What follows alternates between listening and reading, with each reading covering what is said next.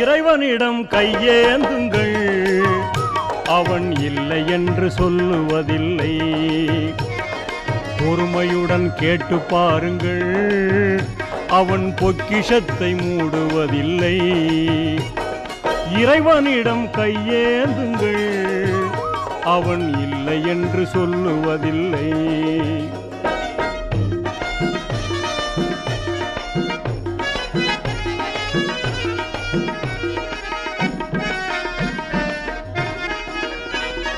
இல்லை என்று சொல்லும் மனம் இல்லாதவன், ஈடு இணை இல்லாத கருணை உள்ளவன், இன்னல் பட்டு எழும் குரலை கேட்கின்றவன், எண்ணங்களை இதயங்களை பார்க்கின்றவன்.